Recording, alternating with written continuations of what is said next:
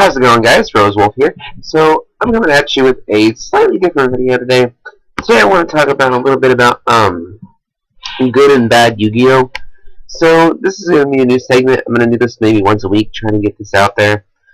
I just want to go over a deck and put two different builds together to see which deck could be better. What deck is better for that person? Now, every person in this game is different.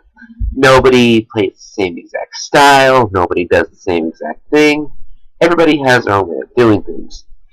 Now, on top of that, if you go say the internet and you go and you post this deck up, your deck can scrub, or if you get the same exact deck that somebody else played and you copy it card for card, your net deck can scrub. Now, if you go in and you make it exactly the same way, just take a few cards out here and there, and maybe add in your own style to it, willy-nilly. That's just how you're supposed to do it. You're supposed to, okay, you can be a noob trash or whatever just because you're playing your own style. So you can't really win for lose in this game because of that bullshit. So I'm going to go over some slight changes and differences in the two decks that I want to show you guys. So in this one is slightly different than the last one, as you can tell. This one has one Arasuda, one Harumi, one Mikazuki, triple Yamato, triple Crane, two Hare, two Turtle, one Quillen, one Bear, one Honest, two Max C. Now the monster count in the good one and the bad one are two different things. Heavier monster count, slightly different changes, similar setup, slightly different changes. It's always just the slightest little difference that can make you win or lose.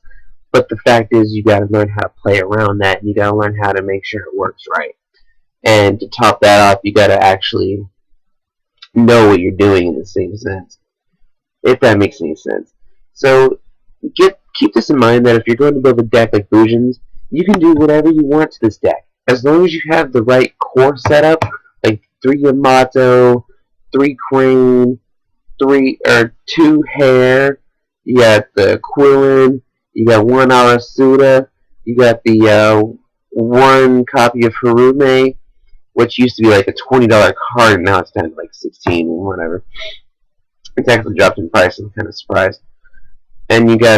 And this one is the new Honest for the deck, because it says 2, 3, 6, 7 Honests.